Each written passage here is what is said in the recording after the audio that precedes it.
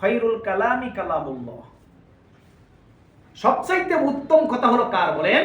আল্লাহ সুবহানাহু ওয়া তাআলা। ওয়া খায়রুল হাদি হাদিয়ু মুহাম্মাদিন সাল্লাল্লাহু আলাইহি সাল্লাম। আর সবচাইতে উত্তম নীতি হলো মুহাম্মদুর রাসূলুল্লাহ সাল্লাল্লাহু আলাইহি সাল্লামের নীতি। সুবহানাল্লাহ।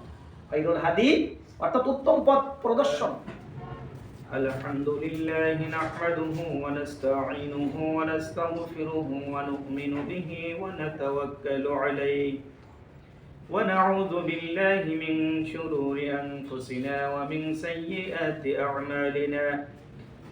من يهده الله فلا مضل له ومن يضلل فلا هادي له ونشهد أن لا إله إلا الله وحده لا شريك له وأشهد أن سيدنا محمدا عبده ورسوله أما بعد فأعوذ بالله من الشيطان الرجيم بسم الله الرحمن الرحيم إنا أنزلنا إليك الكتاب بالحق لتحكم بين الناس بما أراك الله ولا تكن للخائنين خصيما.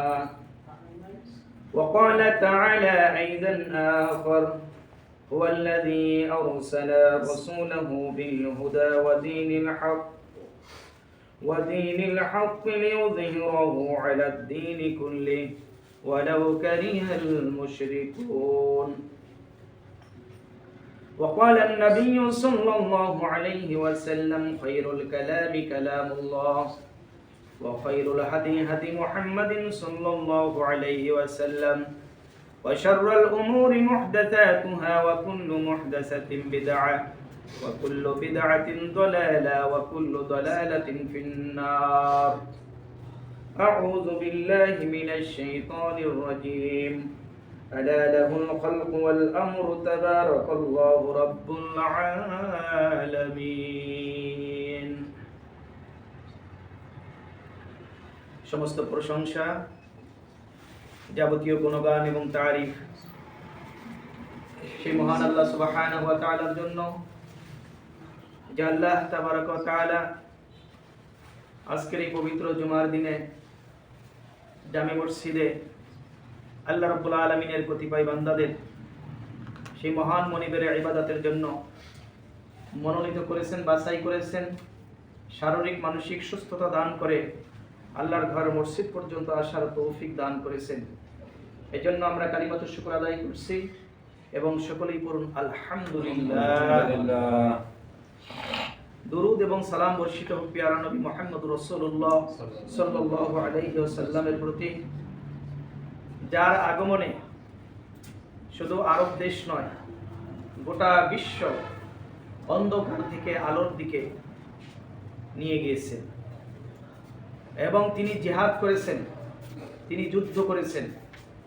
কার বিরুদ্ধে? বাতিলের বিরুদ্ধে। তিনি যুদ্ধ করেছেন কার পক্ষে? হকের পক্ষে। তার মানে হলো সেই প্রিয় নবী মুহাম্মদ রাসূলুল্লাহ সাল্লাল্লাহু আলাইহি সাল্লাম তার সারাটি জীবন হকের পক্ষে বাতিলের বিরুদ্ধে যুদ্ধ করে তিনি এই দুনিয়া থেকে বিদায় নিয়েছেন। তার পরবর্তী সাহাবায়ে কেরাম আজমাইন তারাও ওই হককে বিজয় লাভ করার জন্য বাতিলের বিরুদ্ধে তাদের সংগ্রাম, তাদের জান, মাল, ইজ্জত, মন, মানসিকতা সব কিছু একমাত্র আল্লাহর জমিনে আল্লাহর দ্বীন কায়েমের জন্য তাদের লড়াই ছিল। তাদেরও পরিবার ছিল, তাদেরও সমাজ ছিল, তাদেরও রাষ্ট্র ছিল। এই পরিবার, সমাজ এবং রাষ্ট্রকে একমাত্র আল্লাহ রাব্বুল আলামিনের জন্য মনোনীত করাই তাদের জীবনের একমাত্র লক্ষ্য এবং উদ্দেশ্য ছিল। সুতরাং আমি আজকে আপনাদের সামনে আমার খুতবার আলোচ্য বিষয় নির্ধারণ করেছি ইসলাম ও রাজনীতি।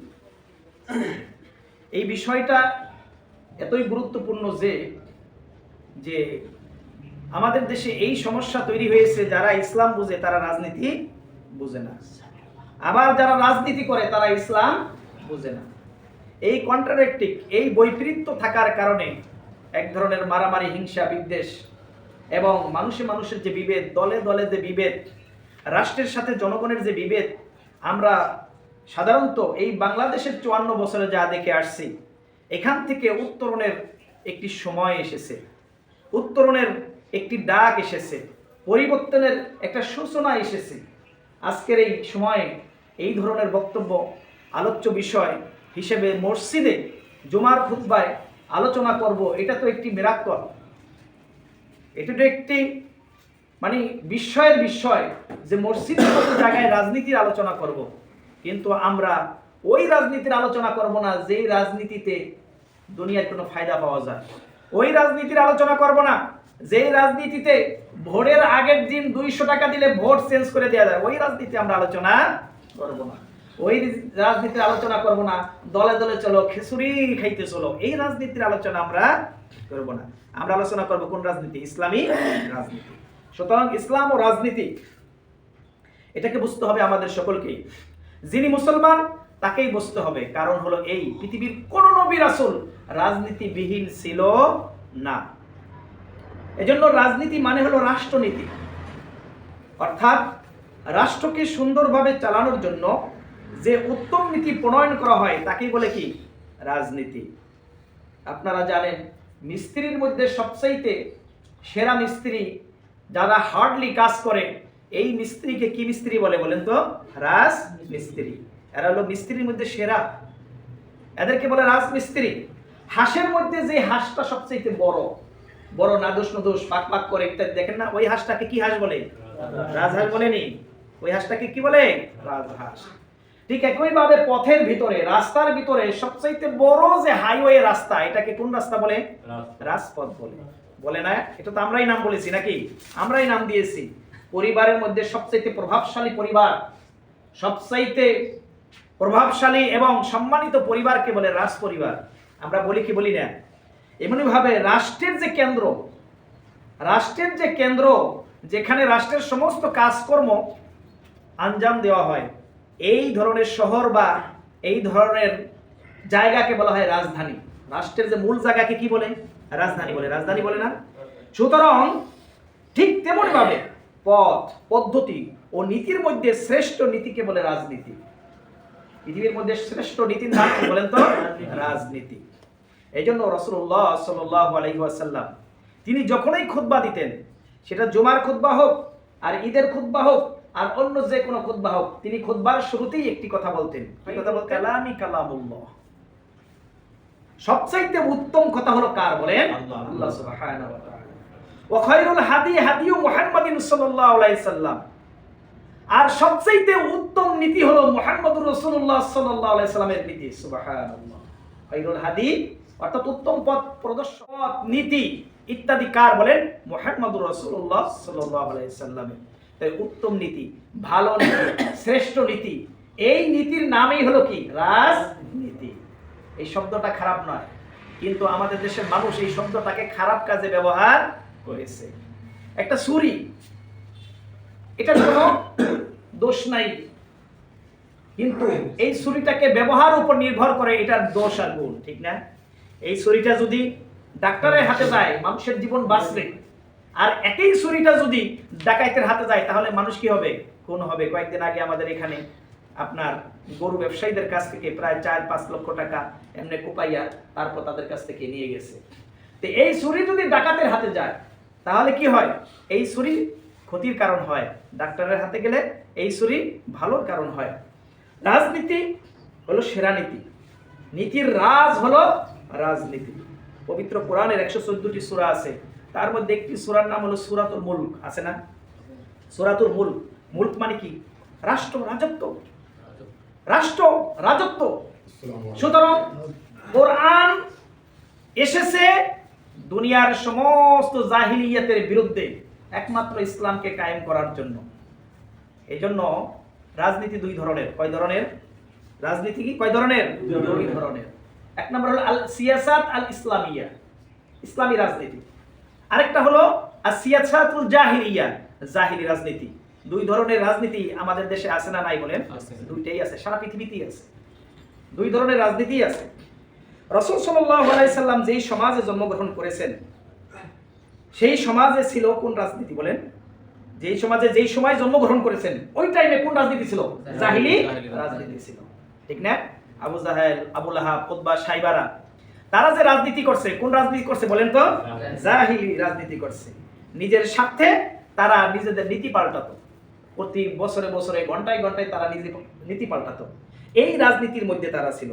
সার্বভৌমত্বের মালিক মনে করত পীর, পাদ্রী, মূর্তি ও নেতাদেরকে। এরা হলো সার্বভৌমত্বের মালিক। যেমন আমাদের দেশে একটা স্লোগান আছে, জনগণের সকল ক্ষমতার উৎস। এই কথা বলে কি বলে না? এগুলা জনগণকে ধোঁকা দেওয়ার জন্য, জনগণের ভোটটা নেওয়ার জন্য জনগণের দোহাই দেয়। আসলে সকল ক্ষমতার উৎস কে বলেন? আল্লাহ সুবহানাহু ওয়া তাআলা।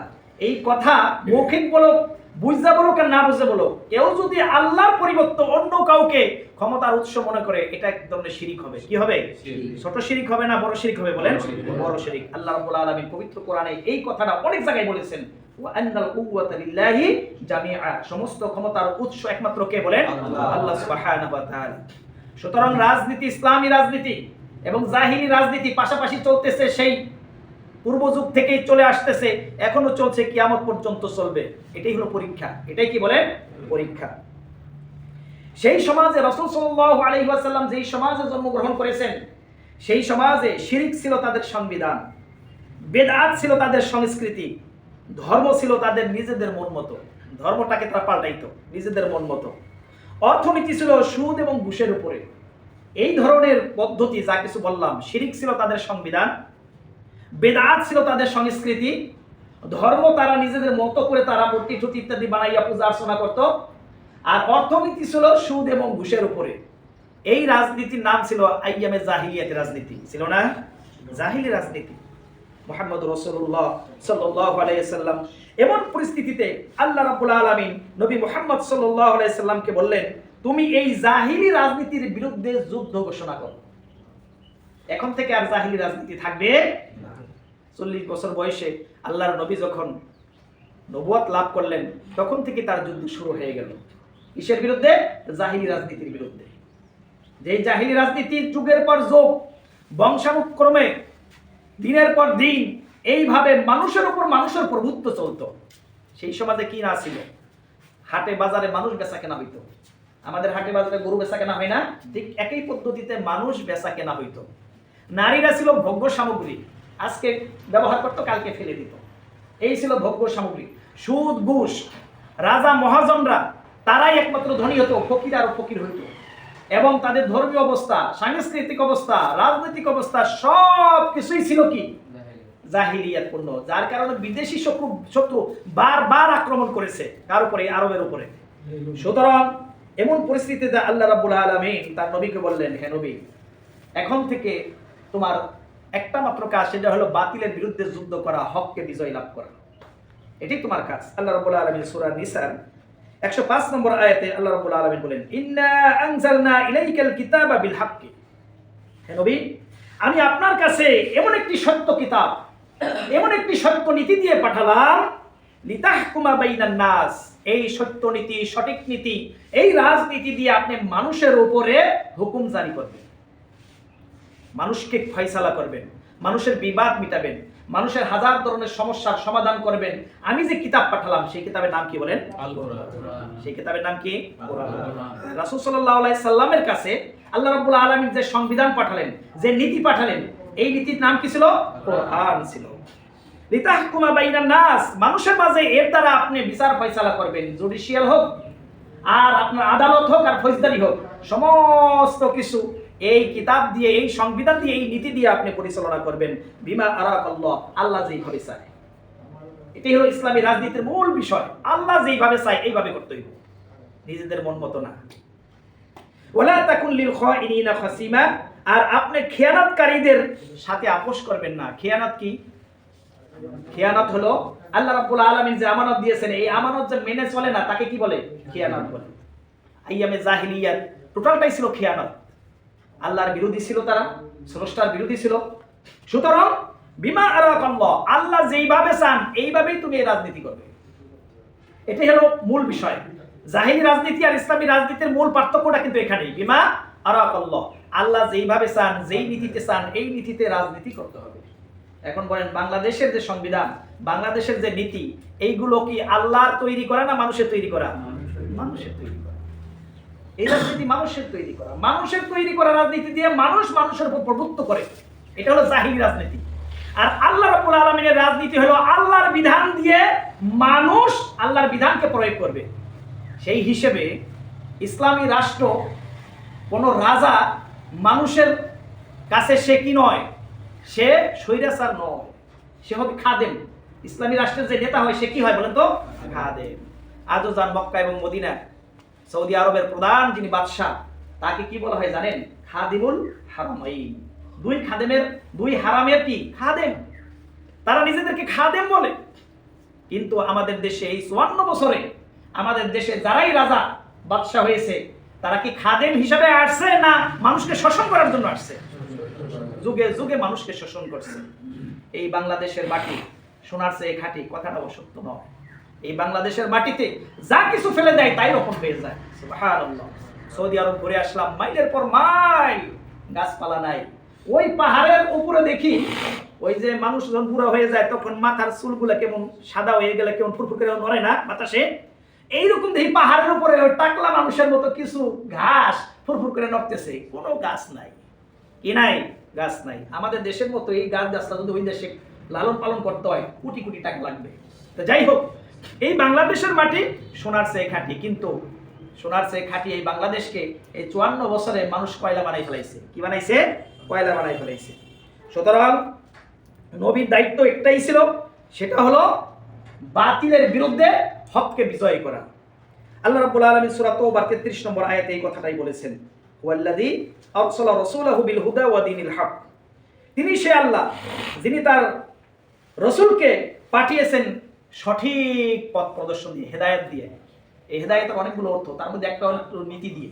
তাহলে এই অর্থ যদি নেন তাহলে হলো আল্লাহ রাব্বুল আলামিন তার নবীকে সবচেয়ে উৎকৃষ্ট নীতি দিয়ে পাঠিয়েছেন। ও দীনিল হক, আর দ্বীনে হক দিয়ে, সঠিক সংবিধান দিয়ে। লিইয়ুযহিরাহু আলা দ্বীনি কুল্লিহি, যাতে করে এই সত্য দিন দিয়ে সমস্ত বাতিল দিনের উপর বিজয় লাভ করতে পারে। লিইয়ুযহিরাহু মানে শব্দের অর্থ হলো পাল্টে দেওয়া। পাল্টে দেওয়ার মানে হলো মহিলারা ডিম ভাজে না, আপনারা ভাজছেন এই এক সময়, আমি ভাজছি। প্রথম ডিমটা কয়টা উল্টান দেয় কোন তো? যদি ভালো করে ভাজে, প্রথম দেওয়ার পর ডিমটা দেওয়ার পরে পিছনে কি হয়ে যায়, আপনার ভেজে যায়, পরে ওটা উল্টাই দিতে হয়, ঠিক না? এই যে ডিমটা যেমন ঠিক উল্টাই দেয়, এই নবীকে পাঠাইছেন এই উল্টাই দেওয়ার জন্য। কি উল্টাইবো? জাহিলিয়াত না মাটি উল্টাই দিব? টোটাল জাহিলিয়াত মতবাদকে উল্টাই দিয়ে কি সেখানে আনয়ন করবে? হক আনয়ন করবে। এটাই ছিল নবীর কাজ। আল্লাহ রাব্বুল আলামিন সেই কথাই বলেছেন, লিইয়ুযহিরাহু আলা দ্বীনি কুল্লিহি, সমস্ত বাতিল জাহিলিয়াতকে উল্টে দিয়ে একমাত্র হক আল্লাহর রাজনীতি কায়েম করবে। এটাই ছিল নবীর কাজ। ওয়ালাউ কারিহাল মুশরিকুন, তাতে করে মুশরিকরা যতই অসন্তুষ্ট হোক, তাতে করে মুশরিকরা কি হোক, যতই পরে দেখেন খুতবার সময় যাতে করে মুশরিকরা যতই কি হোক, অসন্তুষ্ট হোক। মুশরিকরা অসন্তুষ্ট হয় না, এই দ্বীনে হক যখন কায়েম হয়ে যাবে, এই বাংলাদেশেও যত মুশরিক আছে তাদের দ্বারা অসন্তুষ্ট হবে কি হবে না? বলেন, আপনারা একটা প্রশ্নের জবাব দেন। এই বাংলাদেশে ইসলামী শরিয়া যদি কায়েম হয়, চোরের হাত কাটা যাবে কি যাবে না বলেন? চোরের হাত কাটা যাবে। আমাদের এই মসজিদ থেকে 2 দিন আগে এই যে জানলা কেটে চোরেরা কি করছে, 2টা সেট, একটা ব্যাটারি এবং মোটরটা নিয়ে গেছে। আমাদের অন্তরে দুঃখ আছে না? এই চোরকে কিন্তু আমরা ধরতে পারি নাই। যাবো আমরা থানায়, কোনো ফায়দা হবে না, এটা আমরা জানি। কিন্তু ইসলামী শরিয়া যদি এই দেশে কায়েম থাকতো, ইসলামী রাষ্ট্র যদি এই দেশে কায়েম থাকতো, এই চোরকে ধরার জন্য সময় লাগতো না, 1 মুহূর্ত সময় লাগতো না। শুধু এখান থেকে ফোন দিতাম, তারা আসতো। কারণ এই চোর পুলিশের খেলা বাংলাদেশে আছে না নাই বলেন? বিগত সময় হয়েছে না? তারা জানে কোথায় কি। এইগুলো তারা একটা মাটির গর্ত থেকে তারা বের করে নিয়ে আসতে পারে। এই চোরকে ধরতো, ধরে এনে দূরে দেওয়া লাগতো না। শিবচরের সবচাইতে মূল মোড়ে সেখানে চোরের বিচার করা হতো, কি হাত কেটে দেওয়া হতো। বলেন, শিবচর এলাকায় যদি এই চোরের, আমাদের মসজিদে যে যারা চুরি করছে, এই চোরে যদি হাত কাটতো, ভবিষ্যতে কি চোর কি সাহস পায়? তার কোনো চোর না। তাহলে আমাদের দেশে যারা চোর, যারা ডাকাত, যারা ছিনতাই, যারা বদমাশ, যারা টাকা লুট করে, তারা কি ইসলামী শরিয়া চাইবে? ইসলামী শরিয়া কায়েম হলে অসন্তুষ্ট হইব কারা? করা হবে না। আল্লাহ রাব্বুল আলামিন সেই কথাই বলেন, ওয়ালাউ কারিহাল মুশরিকুন, এই দ্বীনে হক যখন প্রতিষ্ঠিত হয়ে যাবে, ইসলামী রাজনীতি যখন প্রতিষ্ঠিত হয়ে যাবে, যারা এতদিন জাহিলি রাজনীতি করছে তাগো মন বেজার হইব না খুশি হইব? বেজার হবে। আল্লাহ রাব্বুল আলামিন বলেন ওয়ালাউ কারিহাল মুশরিকুন, মুশরিকরা এতে করে খুবই অসন্তুষ্ট হবে। সুতরাং তাহলে আল্লাহর পথে রাজনীতি করার প্রধান মতবাদ বা থিমটা কি? আল্লাহর পথে রাজনীতি করার মূল থিমটা হলো আল্লাহ রাব্বুল আলামিন সূরা আরাফের 54 নম্বর আয়াতে বলেছেন, আলা লাহুল খালকু ওয়াল আমরু তাবারাকাল্লাহু রাব্বুল আলামিন। আলা লাহুল খালকু, সৃষ্টি করেছেন কে বলেন? আল্লাহ। ওয়াল আমরু, তিনি আদেশ দিবেন, অর্থাৎ সাবধান, আলা মানে সাবধান, লাহুল খালকু সৃষ্টি যার, ওয়াল আমরু আদেশ দিবেনও তিনি। এখানে হলো মতপার্থক্য ইসলামী রাজনীতির, এখানেই হলো বিল বিষয়টা। সেটা হলো আমরা সকলেই মানুষ, আমরা সকলেই স্বাধীন, মানুষ এবং স্বাধীন। মানুষ মানুষের পূজা করতে পারে না, মানুষ কোনো গাছের পূজা করতে পারে না, মানুষ কোনো পৃথিবীর কোনো জিনিসের পূজা করতে পারে না, ইবাদত করতে পারে না। ইবাদত করবে একমাত্র কার বলেন? আল্লাহ সুবহানাহু ওয়া তাআলা। সেই কথাটাই বলছেন যে আল্লাহ পাক বলেন, হে দুনিয়ার মানুষ, আমি তোমাকে সৃষ্টি করছি, আর আইনটাও আমিই দিব। আইনটাও কে দিবে? আমিই দিব। আমার আইন তোমরা যারা যোগ্য তারা অন্যান্য মানুষের উপর প্রয়োগ করবে, যাতে করে তোমরা দুনিয়ায় ফিতনা ফাসাদ না হয়, শান্তিতে থাকতে পারো। আল্লাহর জমিনে আল্লাহর দ্বীন কায়েম যদি হয়, তাহলে কি হবে না? তোমাদের ভিতরে কোনো ফিতনা ফাসাদ হবে না, শান্তিতে বসবাস করতে পারবে। এই দুনিয়াটা হবে জান্নাতের একটা টুকরা। আল্লাহর বিধান অনুযায়ী যদি একটা রাষ্ট্র, একটি সমাজ, একটা পরিবার চালানো হয়, জান্নাতের যে নিয়ামত সেটা তো আমরা দেখি নাই, ভোগ করি নাই, কিন্তু তার কিছু আভাস পাওয়া যাবে এই দুনিয়ায় বসেই। পাওয়া যাবে না? পাওয়া যাবে। এটাই হলো ইসলামী থিম। যিনি সৃষ্টি করেছেন আইন দিবে তিনি নেই। সুতরাং আল্লাহর জমিনে আল্লাহর দ্বীন এইটা বাস্তবায়ন করা, এটাই হলো নবীদের কাজ। আলা লাহুল খালকু ওয়াল আমরু তাবারাকাল্লাহু রাব্বুল আলামিন। সমস্ত বরকতের একমাত্র মালিক সে বিশ্বজাহান আল্লাহ রাব্বুল আলামিনের জন্য। কারণ হলো এই, আমরা যে আকাশের সূর্যটা দেখি, যে চাঁদ দেখি, এগুলো কি স্থির না ঘোরাঘুরি করতেছে? ঘোরাঘুরি করে না? পৃথিবীও তো তার নিজ অক্ষপথে ঘুরে, ঠিক না? আকাশে যা কিছু আছে সব কিছুই করে কুল্লুন ফি ফালাকি ইয়াসবাহুন, সূরা ইয়াসিনে রয়েছে আল্লাহ রাব্বুল আলামিন বিশ্বজাহানের যা কিছু রয়েছে সব কিছুই সঞ্চালনশীল, কোনো জিনিসই থেমে নাই, সব কিছুই কিন্তু ঘুরতেছে। সুতরাং বিশ্বজাহানের সব কিছুতে ঘুরতেছে, বলেন একটার সাথে কি আরেকটার টক্কর লাগতেছে? যদি লাগতো তাহলে খণ্ড বিখণ্ড হয়ে যেত না? আজকে কয়টার দিকে সম্ভবত এই যে ভূমিকম্পটা হলো, 11:45 ভূমিকম্প হলো। এই ভূমিকম্পটা কেন হয়? ভূমিকম্পটা হয় এজন্য যে পৃথিবীর ভিতরে কি আছে? গরম, প্রচন্ড তাপ ইত্যাদি। এই তাপগুলো কখনো কখনো ফুটতে ফুটতে ফুটতে ফুটতে ফুটতে থাকে, তখন তো কোনো না কোনো দিক দিয়ে বুদবুদ বের হইতে হয়, ঠিক না? বুদবুদ বের হইতে হয়। এই পৃথিবীর ভিতরে যে তাপ আছে, এই তাপের, যেমন মহিলারা যে ভাত পাক করে, প্রথমে পানি দেওয়ার পরে কিছুক্ষণ পরে খালি জাল জ্বলতে থাকে, এরপর কি হয়? বুদবুদ উপরে উঠে উঠে না? ওঠে না? এই বুদবুদের উঠতে গিয়ে যে একটা নড়াচড়া হয়, পানিটা যেমন নড়াচড়া হয়, উঠতে গিয়ে যে নড়াচড়া হয়, এই নড়াচড়াটাই হলো ভূমিকম্প। এটা কে দিয়ে বলেন?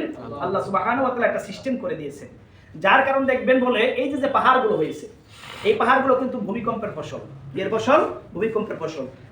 ভিতরের যে আগুন, যে তাপ, এটা যখন বাষ্প হয় তখন আস্তে আস্তে করে মাটিগুলো নড়াচড়া করতে থাকে। এইভাবে নড়াচড়া করতে করতে এইভাবে আস্তে আস্তে উপরের দিকে উঠে যায়। আস্তে আস্তে কি হয়? উপরের দিকে উঠে। যার কারণে জাপানের যে ওই এলাকায় ভূমিকম্প বেশি হয়, হয় না? এই জন্য ওখানে অনেক অগ্নিগিরি রয়েছে, যেখানে পাহাড়ের ভিতর দিয়ে অগ্নিগিরি বের হয়। সেটা হলো পৃথিবীর ফুসফুস বলা হয়। অর্থাৎ পৃথিবীরও তো একটা নিঃশ্বাস ছাড়তে হয়, ঠিক না? আমরা অনেক সময় নিঃশ্বাস ছাড়ি না, ঢেকুর আসে না আমাদের পেটের ভিতরে? যখন একটু বাড়তি খাবার হয়ে যায় তখন কি আসে? একটা ঢেকুর আসে। পৃথিবীরও ঢেকুর আসে এই ঢেকুরের কারণে। তাহলে এত কিছুর পরেও, এই ঘূর্ণয়নের ফলেও এই পৃথিবী ঠিক মতো ঘুরতেছে, সময় মতো টাইম দিতেছে, সূর্য তার আলো ঠিক মতো দিতেছে, চন্দ্র তার আলো ঠিক মতো দিতেছে, সব কিছুই শান্তিতে আছে।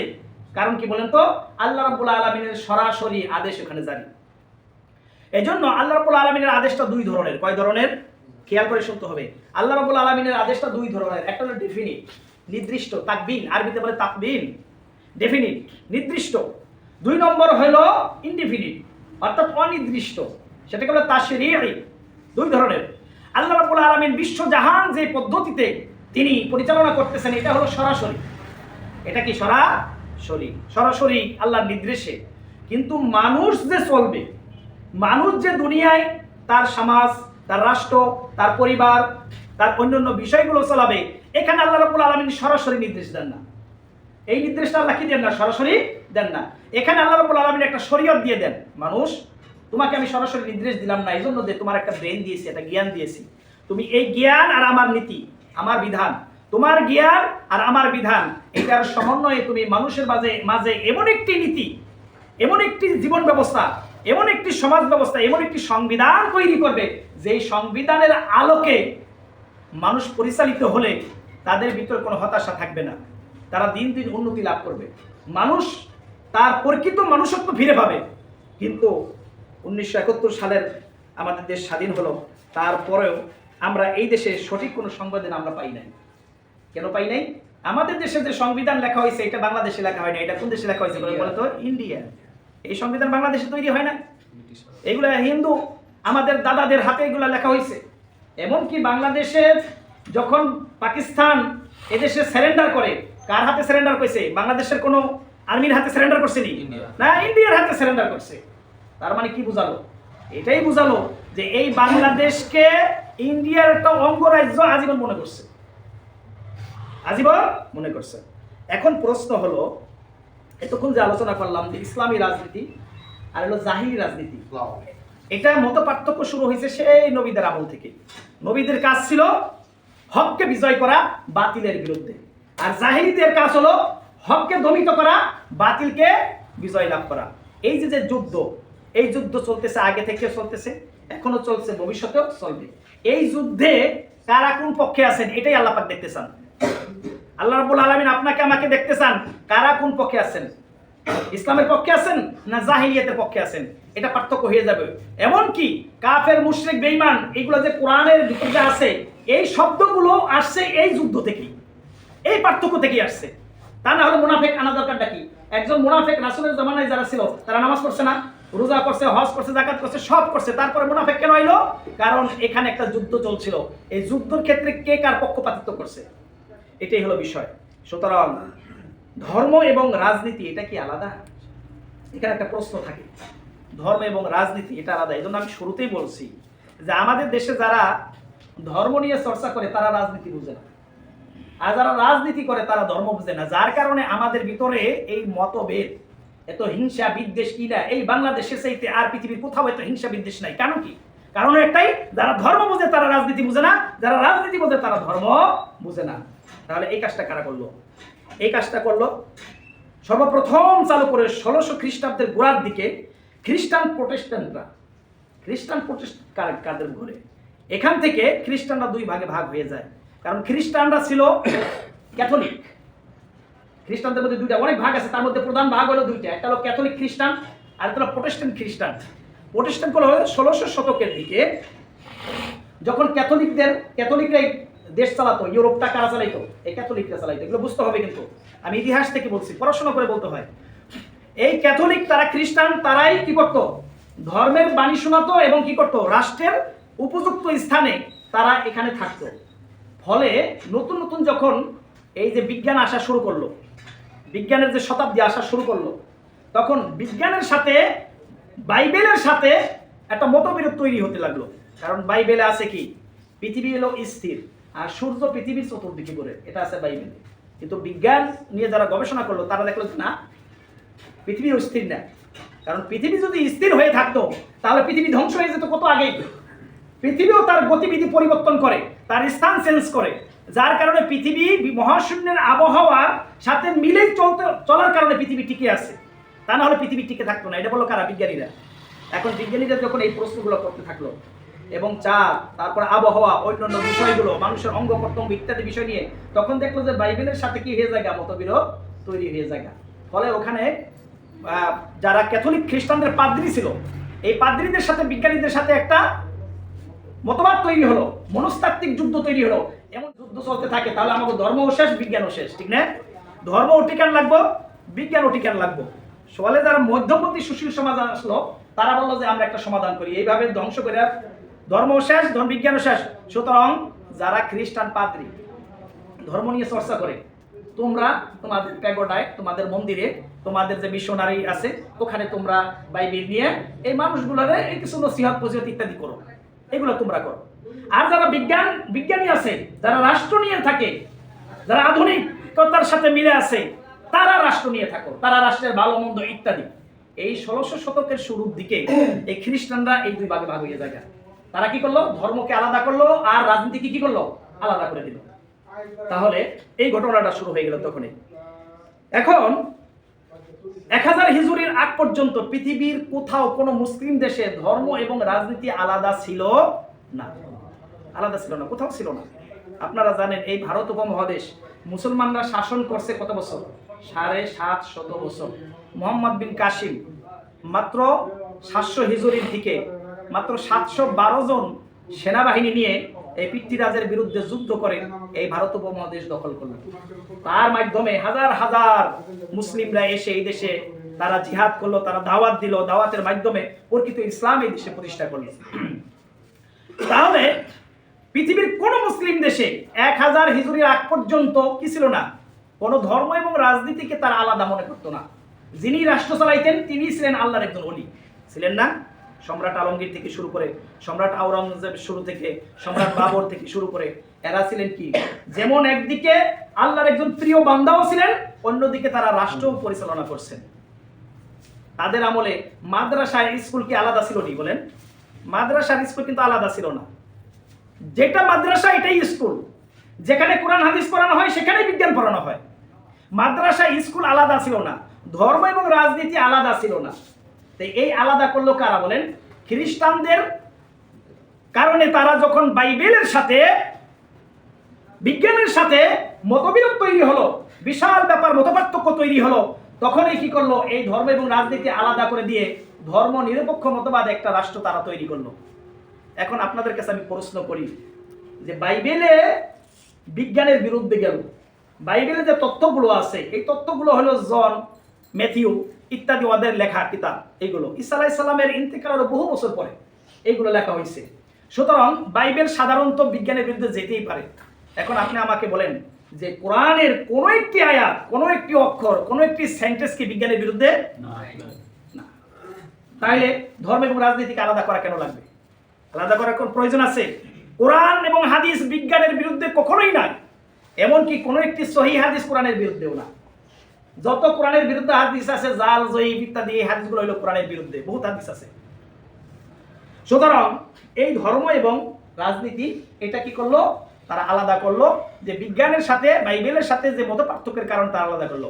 কিন্তু ইসলামের ক্ষেত্রে এর কোনো সুযোগ নাই, এর কোনো সুযোগ নাই।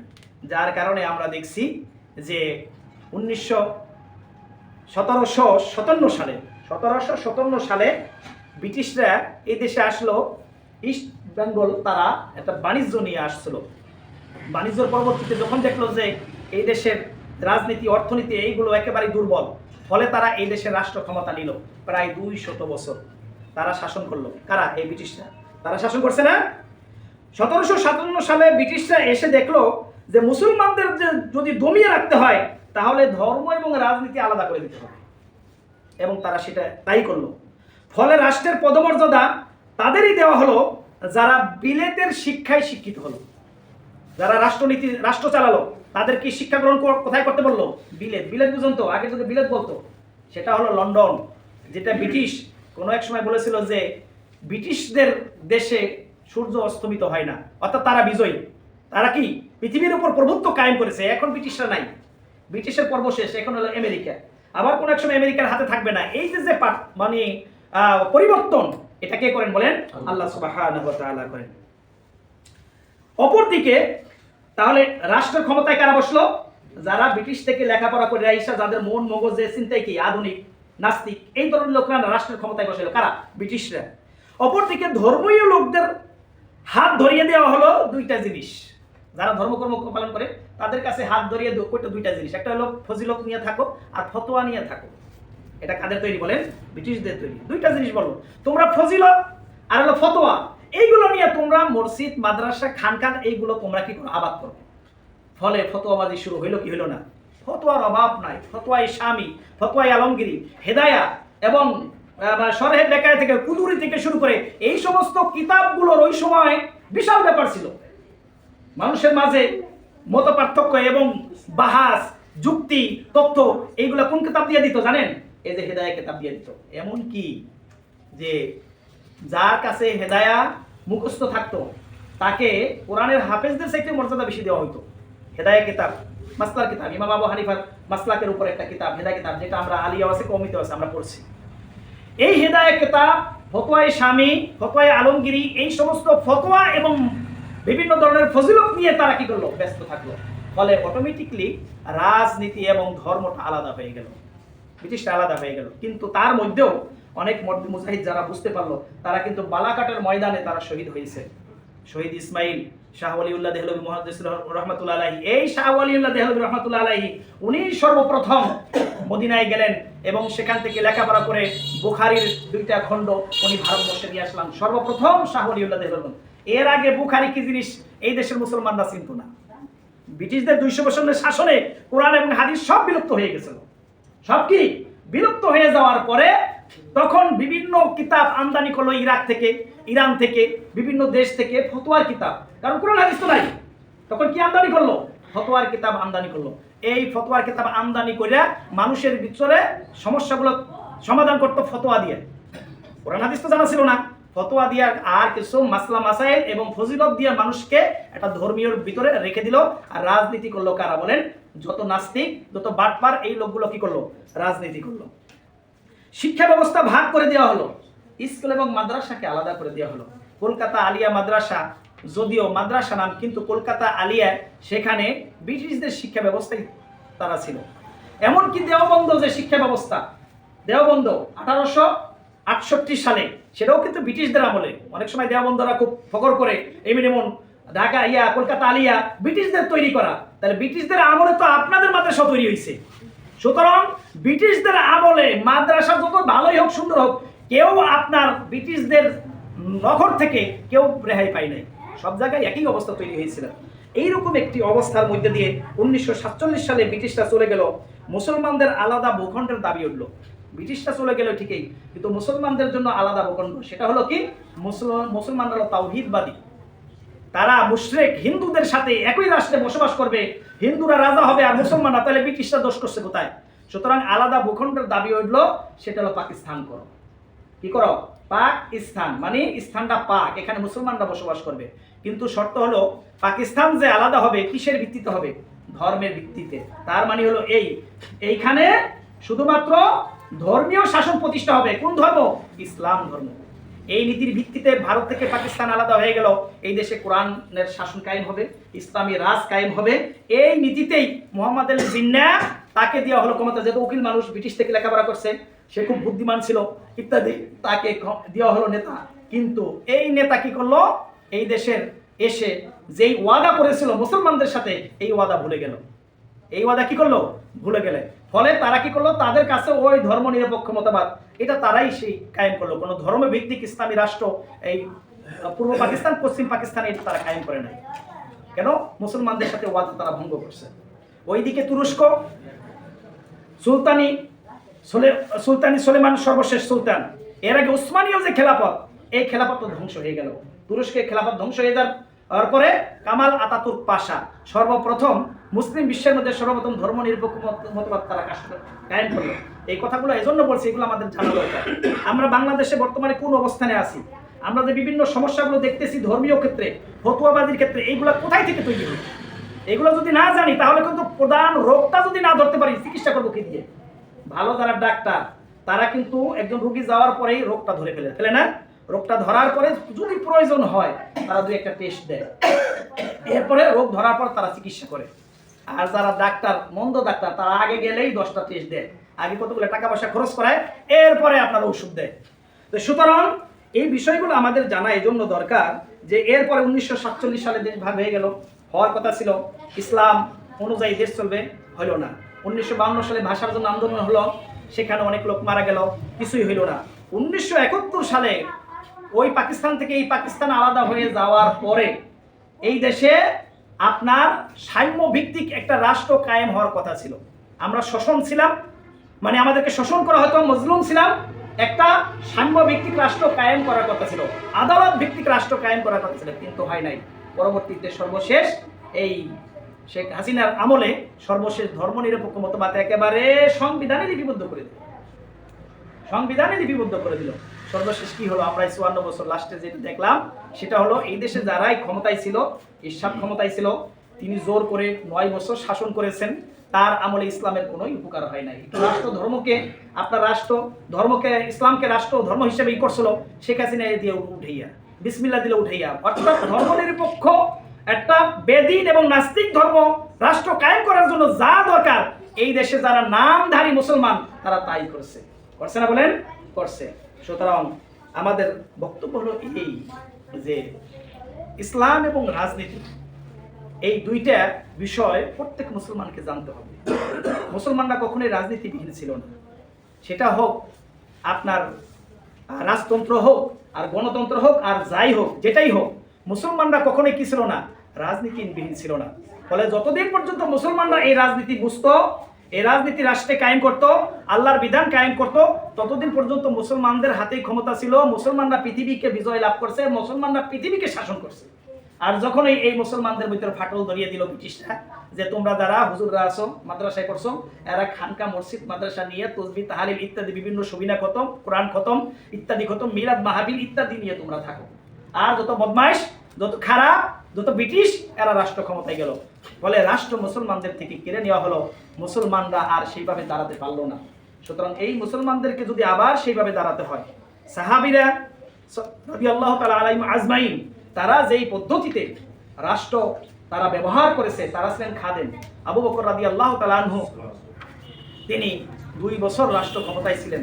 এটা কি শুধু আরব, শুধু মক্কা মদিনার শাসক ছিলেন না, গোটা বিশ্বের শাসন ছিলেন তার হাতে এক ধরনের। কারণ সারা বিশ্বেই জেনে গিয়েছিল যে মুসলমানদের হাতে এখন ক্ষমতা চলে গেছে, এখন আর আমাদের হাতে কোনো ক্ষমতা নাই। ইউরোপ তখন ছিল অজ্ঞতার যুগ, ইউরোপ তখন ছিল কি? অন্ধকার যুগ ছিল। এই ইরাক থেকে এবং সৌদি আরব থেকে তারা এসেছে জ্ঞান অর্জন করার জন্য। সুতরাং মুসলমানদের সে ঋত গৌরব আবার যদি ফিরে পেতে হয়, তাহলে ধর্ম এবং রাজনীতিকে আলাদা করা যাবে না। এজন্য শুরুতেই আমি বলেছি যে রাজনীতি 2 ধরনের, একটা হলো সিয়াসাত আল ইসলামিয়া, ইসলামী রাজনীতি, আর একটা হলো জাহিরি রাজনীতি। সুতরাং আমরা কোন রাজনীতির সাথে থাকবো বলেন? ইসলামী রাজনীতি। যেই রাজনীতি করলে এখানে ওই আপনার গতানুগতিক কোনো পদ্ধতি চলবে না, যে রাজনীতি করলে একমাত্র আল্লাহর দাসত্ব, নবী করিম সাল্লাল্লাহু আলাইহি সাল্লামের আদর্শ, এইটা 2টা জিনিসকে ফলো করে যখনই আমরা বুঝবো এবং সেই অনুযায়ী আমল করবো, ইনশাআল্লাহ আশা করি মুসলমানদের হাতেই সেই ঋত গৌরব ফিরে আসবে। আজকে আমাদের দেশের ভিতর যে মতবাদগুলো তৈরি হচ্ছে, মাযহাবী মতবাদগুলো, এইগুলো কেন তৈরি হচ্ছে? এজন্য তৈরি হচ্ছে যে সঠিকভাবে রাজনীতি করার কোনো লিডার আমাদের দেশে তৈরি হয় নাই। এজন্য ভাইরা আমার, আল্লাহ রাব্বুল আলামিন সর্বশেষ যেই আয়াতটা আপনাদের সামনে পেশ করব, সূরা বাকারার 107 নম্বর আয়াত। আল্লাহ রাব্বুল আলামিন বলেন, আলাম তা'লাম আন্নাল্লাহা লাহু মুলকুস সামাওয়াতি ওয়াল আরদ। হে নবী, তুমি কি জানো যে আসমান এবং জমিন মহাবিশ্বের একমাত্র মালিক কে? বলেন আল্লাহ সুবহানাহু ওয়া তাআলা। ওয়া মা লাকুম মিন দুনিল্লাহি মিন ওয়ালি ওয়ালা নাসির। আর তোমাদের জন্য আল্লাহ ব্যতীত তোমাদের আর কোনো অভিভাবক নাই, তোমাদের কোনো সাহায্যকারীও নাই, তোমাদের কোনো অভিভাবক নাই, সাহায্যকারীও নাই। সুতরাং যে আল্লাহ রাব্বুল আলামিন বিশাল মহাশূন্যের মালিক, যে আল্লাহ রাব্বুল আলামিন বিস্তীর্ণ এই জমিনের মালিক, সেই আল্লাহর জমিনে একমাত্র আল্লাহর আদেশেই চলবে। দুনিয়ার কোনো মানুষের মতবাদ, চিন্তা, চেতনা, শয়তানি, বদমাশি এইগুলা যে চলবে না। প্রত্যেকটা নবী রাসূল এই থিম, এই জিহাদ, এই ধরনের মতবাদ নিয়েই এসে তাদের সাথে লড়াই হয়েছে বাতিলের সাথে। সেই ধরনের লড়াই অব্যাহত আছে। আমরাও ইনশাআল্লাহ হকের পক্ষে লড়াই করব, বাতিলের বিরুদ্ধে। সবাই রাজি আছি? জি। আল্লাহ রাব্বুল আলামিন আমাদের সকলকে কবুল করুন, আমিন। আকুলু কাওলি হাযা আস্তাগফিরুহু ইন্নাহু আল গফুরুর রহিম। সুন্নাত